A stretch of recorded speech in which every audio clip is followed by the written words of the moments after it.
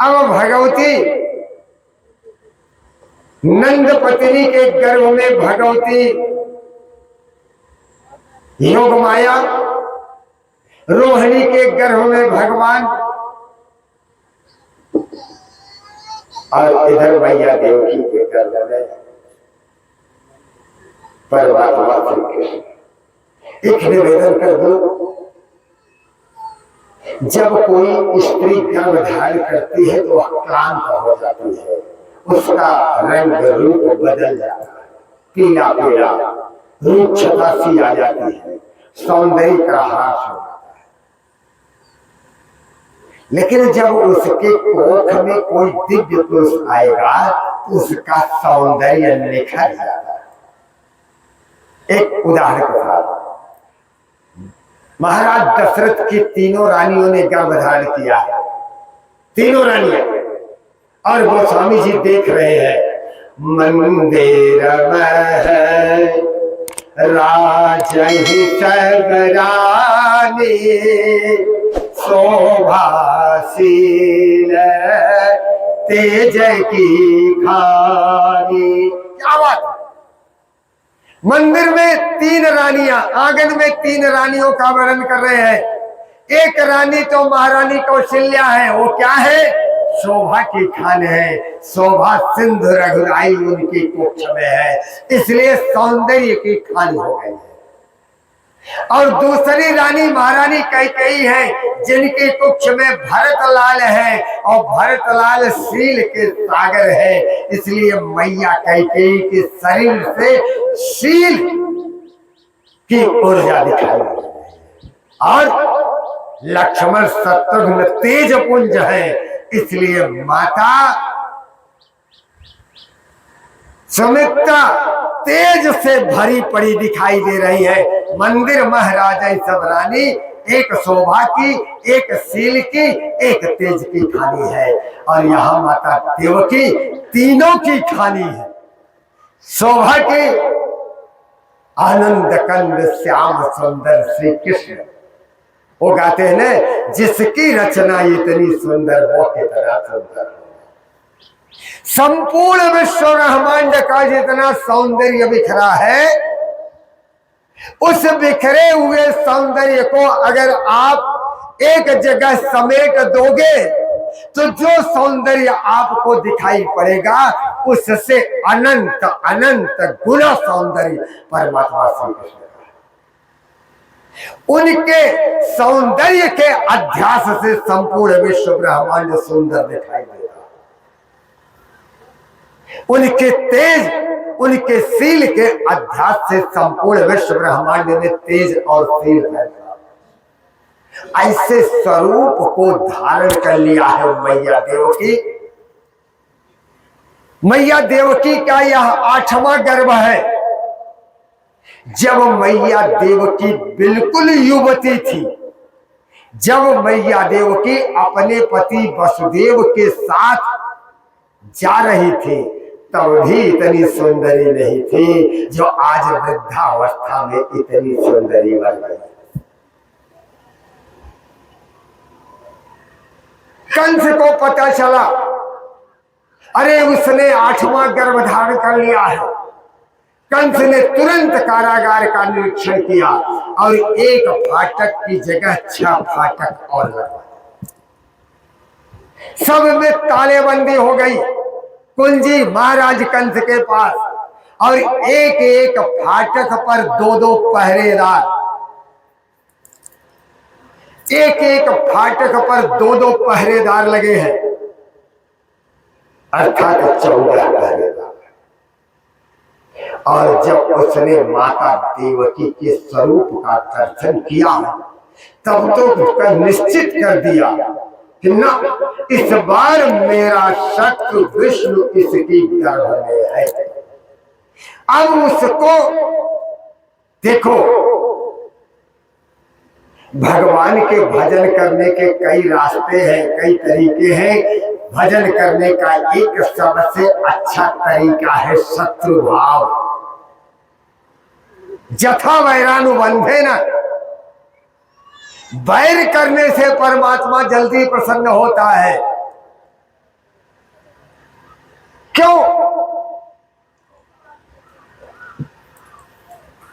आप प्रेम करोगे, आप भक्ति करोगे, आप चिंतन करोगे कि सुबह उठेंगे तो बाबा का स्नान करवाएंगे, ध्यान करवाएंगे, पूजा पाठ कराएंगे, चंदन लगाएंगे, माला चढ़ाएंगे, धूप दीप नैवेद्य करेंगे। इतना करने के बाद तब आप चलो अब खेत की चलते हैं, कोई व्यापारी है व्यापार की तरफ चलते हैं, कोई अध्यापक है पढ़ने चलते हैं, कोई बच्चा है पढ़ने, कोई स्त्री है भोजन करने। अब वो अपने काम में लग गई। फिर शाम हुई तो फिर वह प्रक्रिया, भगवान का भोग लगाना, उनको सुलाना, घंटी बजाना हो गया, फिर रात में सो गया। लेकिन जो शत्रु होता है वह जागते सोते उस शत्रु का स्मरण करता रहता है। जैसे पांव में लगा कांटा हर वक्त हल्का दर्द देता रहता है, वैसे शत्रु हरदम खटकता रहता है। और शत्रु कौन है? वह परम पिता। तुलसी अपने राम को रीझ भजऊ या खींच, खेत पड़े सो जामे है, उल्टे सीधे किसी तरह भगवान का भजन करते। अब जब उसको पता चल गई कि देवकी गर्भवती है और देवकी को देखने के बाद तो तय ही कर लिया कि इस बार मेरा शत्रु इसके गर्भ में है। अब जरा विचार करना, अब मैं क्या करूं? अगर इसका वध करता हूं तो लोकापवाद हो जाएगा, नरक में जाऊंगा। और अगर नहीं वध करता, इसका बच्चा बाहर आ गया तो कहीं मेरा न वध करना। आप जरा विचार करना, जब राजकुमारी देवकी की केसराश पकड़ के खींचा था तब उसको ऐसा चिंतन क्यों नहीं हुआ कि यह स्त्री है या मेरी छोटी बहन है? तब चिंतन नहीं हुआ। लेकिन आज देवकी को देख करके ही चिंतन कर रहा है कि अगर इसका वध करूंगा तो लोकापवाद और नरक। क्यों ऐसा चिंतन आया? परोक्ष रूप से परमात्मा का दर्शन कर रहा है। मां के गर्भ में परमात्मा है और परमात्मा का परोक्ष रूप से दर्शन करते ही उसकी बुद्धि में यह बदलाव आ गया है। यह है परमात्मा का दर्शन। प्रत्यक्ष करो, परोक्ष करो, परमात्मा का दर्शन यदि हो गया तो जीवन धन्य तो हो ही जाएगा। इसमें कोई कहने सुनने की बात नहीं। इधर धीरे धीरे समय बीतने लगा, अब वह दिन आ गया जिस दिन की प्रतीक्षा माता धरती कर रही है, जिस दिन की प्रतीक्षा समस्त देवगण कर रहे हैं, जिस दिन की प्रतीक्षा हमारे पांचों तत्व कर रहे हैं, जिस दिन की प्रतीक्षा काल कर रहा है, जिस दिन की प्रतीक्षा दिशाएं कर रही है, जिस दिन की प्रतीक्षा ब्राह्मणों के घर का अग्निहोत्र यज्ञ कर रहा है। अथ सर्वगुणोपेत कालः परम शोभन जयवाजन नक्षत्र। अब ऐसा शुभ दिन आ गया, ऐसा सुंदर काल आ गया, ऐसे सुंदर ग्रह नक्षत्र उपस्थित हो गए कि अब परमात्मा को धरती पर आना। दिशाएं प्रसन्न, हवा शीतल मंद सुगंध चल रही है। रात्र में खिलने वाले कमल तालाबों में खिल गए। ब्राह्मणों के घर में अग्निकुंड में आग अपने आप स्वतः जलने लगे। जितने देवता हैं, जितने ऋषि महर्षि हैं, वे सब प्रसन्न हो गए, आनंद विह्वल हो गए। और तो और एक गुंजार जागने लगा। किसका? बादलों का गुंजार शुरू हो गया। बादल मधुर गति में, मधुर ध्वनि में गुंजार करने लगे, गर्जना करने लगे, प्रभु के आगमन का संदेश देने लगे, प्रभु के आगमन का संदेश देने लगे। न दिन है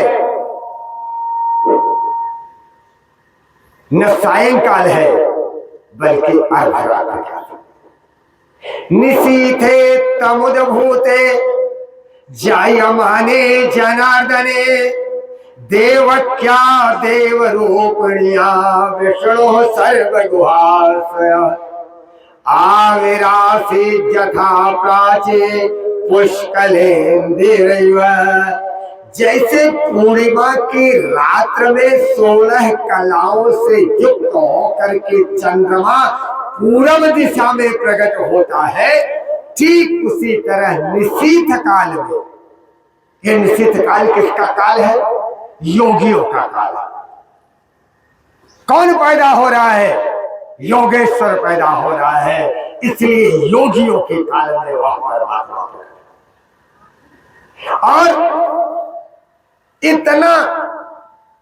इतने निविड़तम अंधकार में वह कारा है कि कई कई वर्ष बीत गए हैं देवकी और वसुदेव को सूरज का दर्शन किए, या यूं कहो प्रकाश का दर्शन किए, और हठात अनंत अनंत सूर्य एक साथ प्रकट होकर जो आभा फैलाते हैं, उस आभा से आभासित हो गया पूरा कारागार मंडल।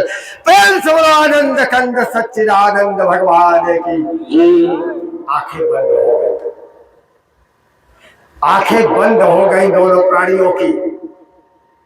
कुछ देर के बाद धीरे धीरे आंखें उस प्रकाश को सहती है, और जब प्रकाश को सहती है, जब आंखें खोलती है, तब अद्भुत बालकमंबुजे क्षणम, इतना अंबुजे क्षणम बालकम,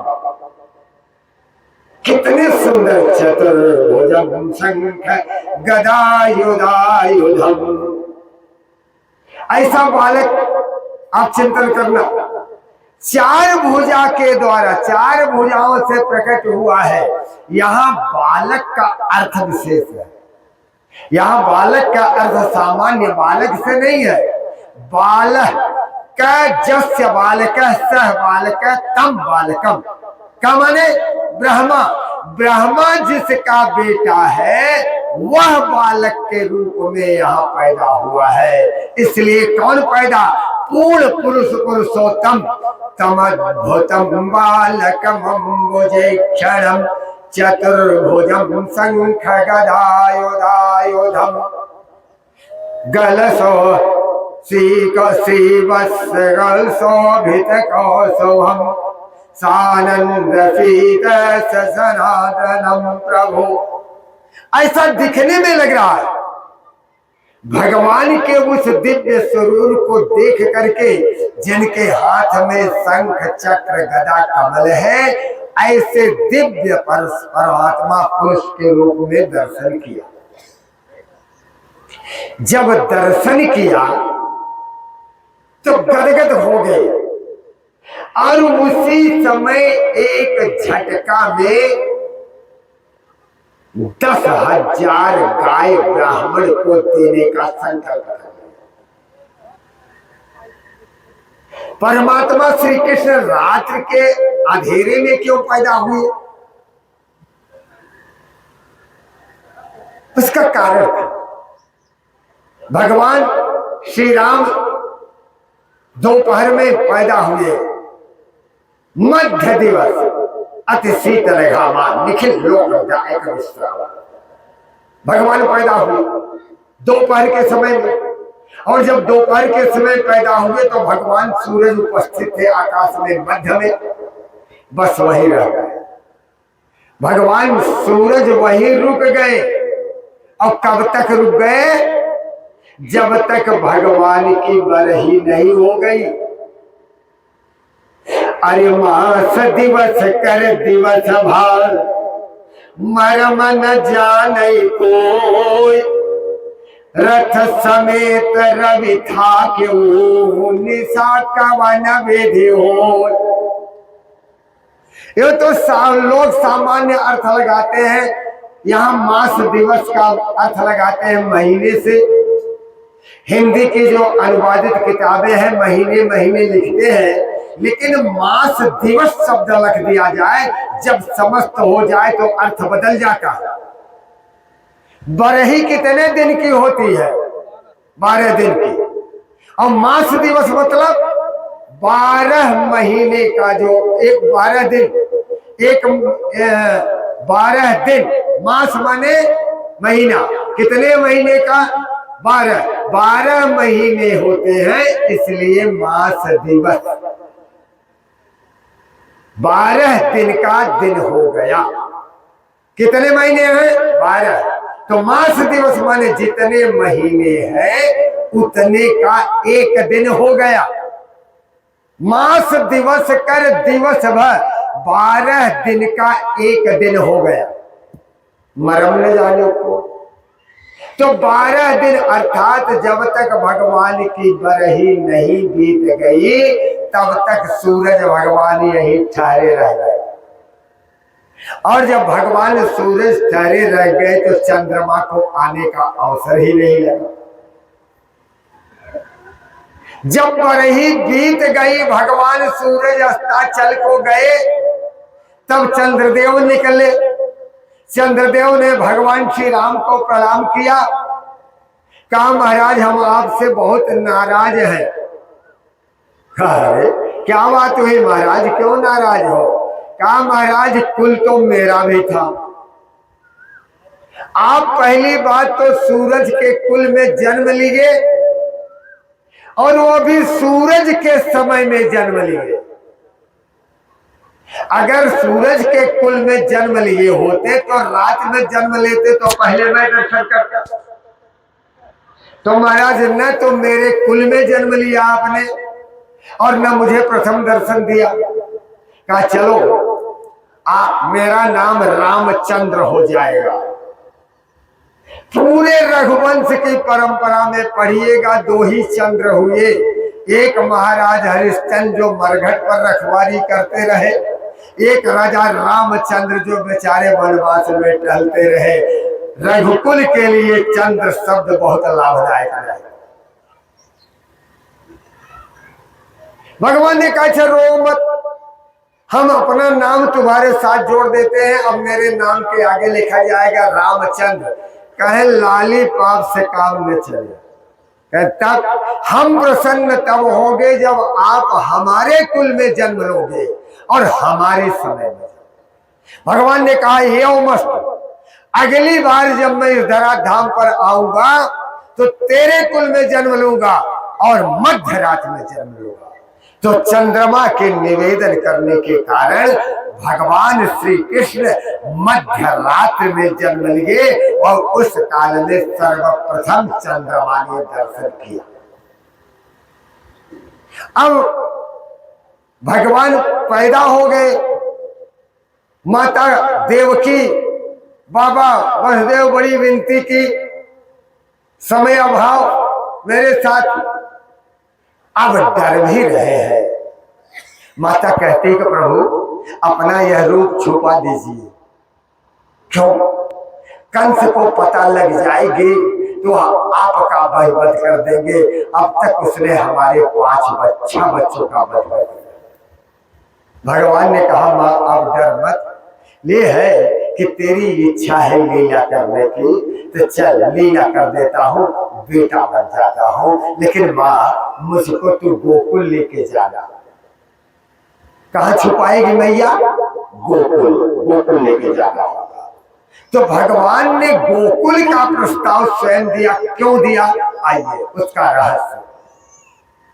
एक ब्राह्मण दंपति है, दंपति मानी पति पत्नी।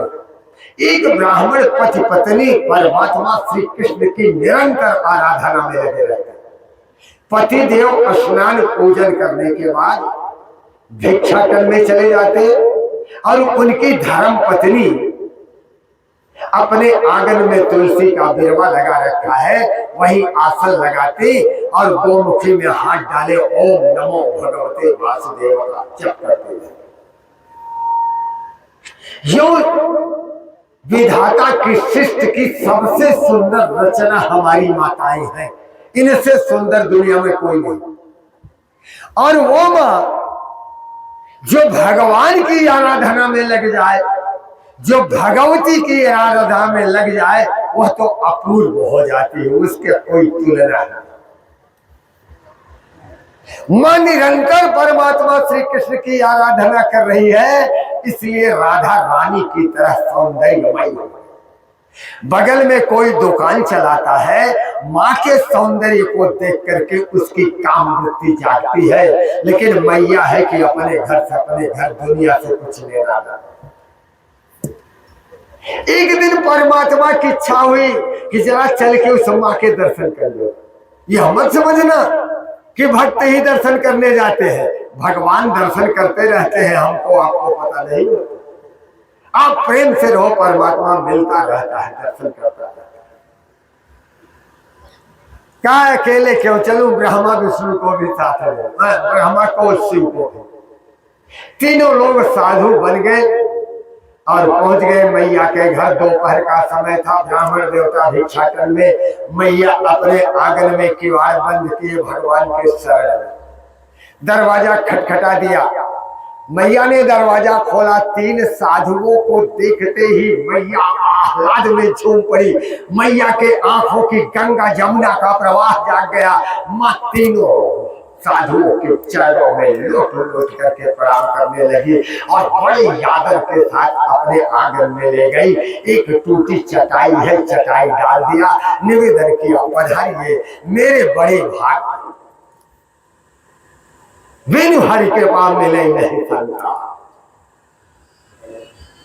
आह्लादित हो गई मां और दौड़ करके आज पहले जल ले आई, बर्तन धुले, शुद्ध जल ले आकर के रख दिया। और घर में गुड़ नहीं है, इसलिए आज दौड़ करके उस दुकान के सामने गुड़ लेने के पास पहुंची। संजोग से वही बैठा और निवेदन किया, भैया मेरे घर में तीन साधु आए हैं, तो हमें एक डली गुड़ दे दे, हम पानी पिला देते हैं। हमारे पतिदेव आज जो कमा के आएंगे हम आपको सब दे देंगे। कहा उसका चिंतन छोड़ दो, इसी के बराबर दे दो क्या, इसी के बराबर दे दो क्या। एक बार कहा, दो बार कहा, तीन बार कहा, तब माँ ने समझ लिया कि वो क्या कहना चाहता है। कहा हाँ भैया दे दे इसी के बराबर। और जब वो गुड़ की डली निकालने के लिए अपने बर्तन में हाथ डाला, गुड़ काटने की चाकू वहीं पड़ी थी। माँ ने उस चाकू को उठाया और अपनी दोनों छातियों को काट करके गुड़ के पर्दे के बराबर वाले पर्दे में रख दिया और खून से लथपथ हो गई। माँ अपने आंचल को खींच के समेट लिया, हाथ में गुड़ की डली लिए, खून से लथपथ परमात्मा के सामने, एक हाथ में गुड़ की डली, दूसरे हाथ में जल का पात्र और पूरा शरीर खून से नहाया। परमात्मा देखते ही स्तब्ध रह गए। परमात्मा ने कहा, मां आज तू जल पिला दे, यह तो अलग बात है, लेकिन मेरी तृप्ति तब होगी जब मैं तेरे उन कटे हुए स्तनों का पान करूं। वही ब्राह्मण पत्नी, वही ब्राह्मण देवता आज नंद और जसोदा बने हुए हैं, गोकुल में विद्यमान है। इसलिए परमात्मा माँ का स्तनपान करने के लिए गोकुल की तरफ जा रहा है। प्रेम से बोलो आनंद कंद सच्चिदानंद भगवान की।